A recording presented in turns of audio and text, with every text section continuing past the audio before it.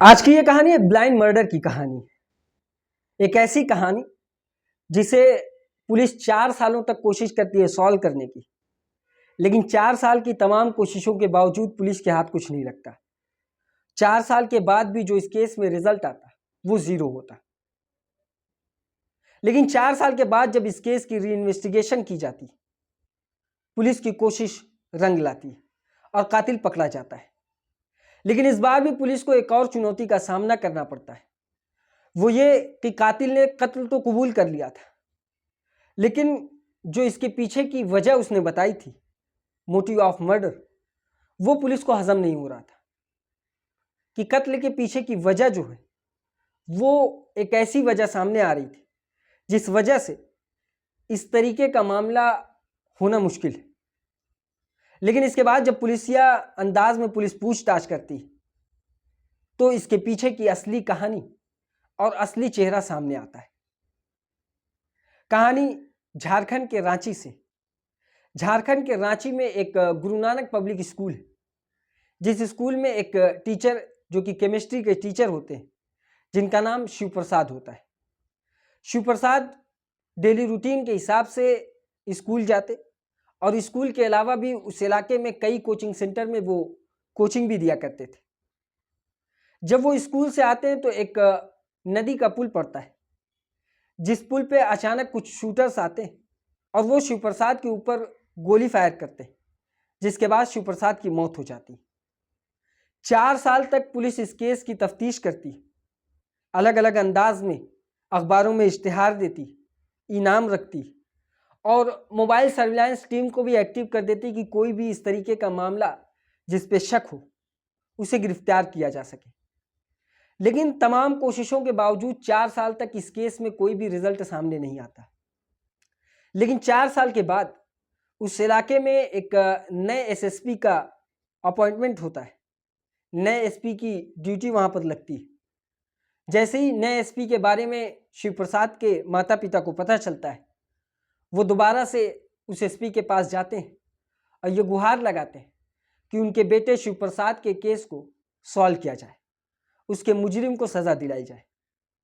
शिव प्रसाद के माता पिता जब इस बात को एसपी ऑफिस में जाकर एसपी से कहते हैं तो एसपी का कहना यह था कि वो खुद भी काफ़ी शर्मिंदा थे कि आखिर आज के दौर में भी एक 4 साल पुराना मर्डर केस सॉल्व नहीं किया जा सकता, तो ये प्रशासन के लिए शर्म की बात है। 4 साल पुराना केस 4 साल पुराना होना ही नहीं चाहिए था।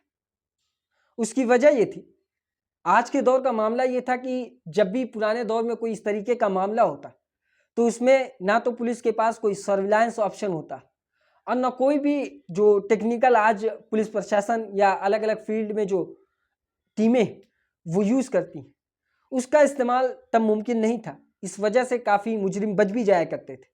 लेकिन आज के दौर में ये सारी फैसिलिटीज़ मौजूद हैं और उसके बाद भी 4 साल बीत जाते हैं एक कत्ल के मामले को सॉल्व करने के लिए। एसपी दोबारा से एक डीएसपी को अपॉइंट करते हैं। डीएसपी को अपॉइंट करते हैं, उनकी एक टीम बनाते हैं और ये कहते हैं कि वो इस केस को जल्द से जल्द कोशिश करें सॉल्व करने के लिए। डीएसपी की टीम लग जाती है और अब इस केस में दोबारा से जांच शुरू हो जाती है। दोबारा से जांच शुरू करने में पुलिस अलग अलग तरीके से इस केस की तफ्तीश करती है, अपने मुखबिरों को लगा देती है। मुखबिरों के ज़रिए पुलिस अलग अलग क्रिमिनल्स जो इस तरह के मामले में शामिल होते हैं उनकी इन्वेस्टिगेशन करती है और अपने जो भी सर्विलांस टीम होती उसमें भी एक्टिव हो जाती है। कुछ वक्त बीतता है, इसी बीच एक मुखबिर के ज़रिए पुलिस को एक टिप ऑफ मिलता है और वो टिप ये होती है कि एक रांची की जेल में एक व्यक्ति बंद है जिसका नाम कृष्णा है। कृष्णा का इस टीचर शिव प्रसाद के मामले में कुछ मामला नज़र आ रहा है, यानी शिव प्रसाद मर्डर केस में इस कृष्णा का कुछ लेना देना है।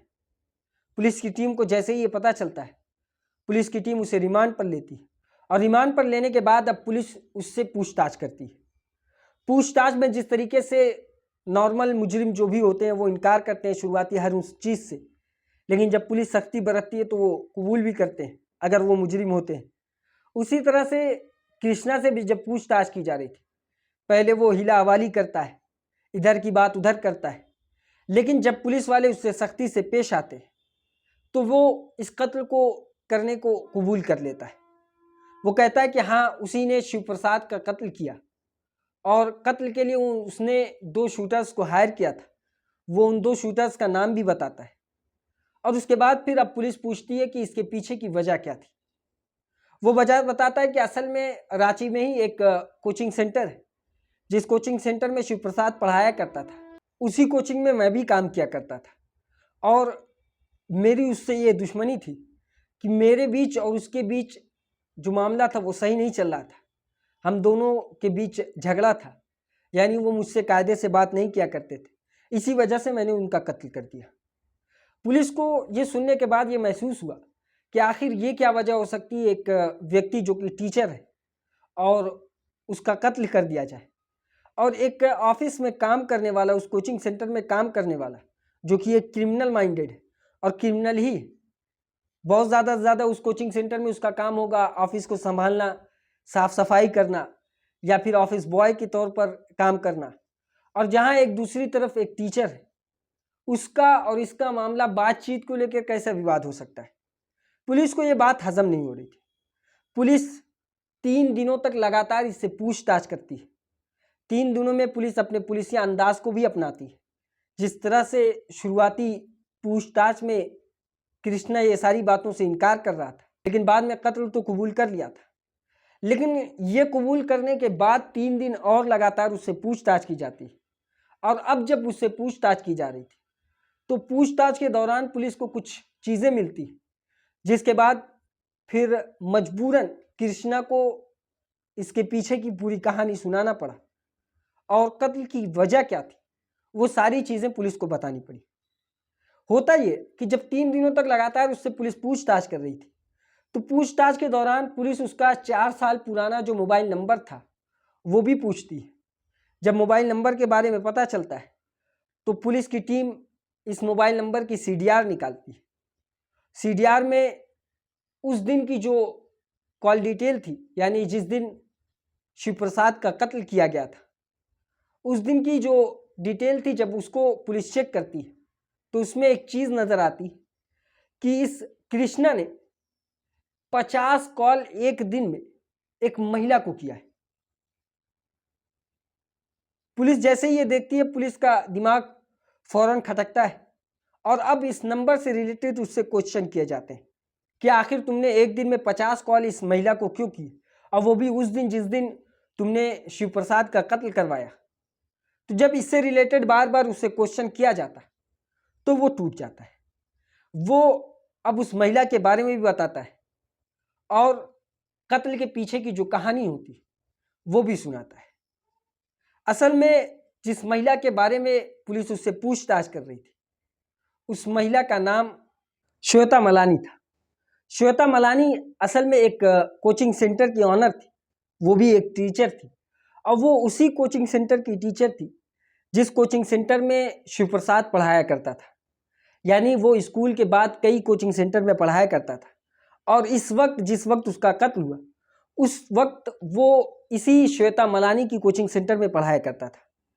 श्वेता मलानी ने ही इसका कत्ल करवाया था शिव प्रसाद का, और कत्ल करवाने के लिए इस कृष्णा को कहा था और कृष्णा ने 2 शूटर हायर किए थे और उन 2 शूटरों ने शिव प्रसाद का उस नदी के पुल पर कत्ल किया था।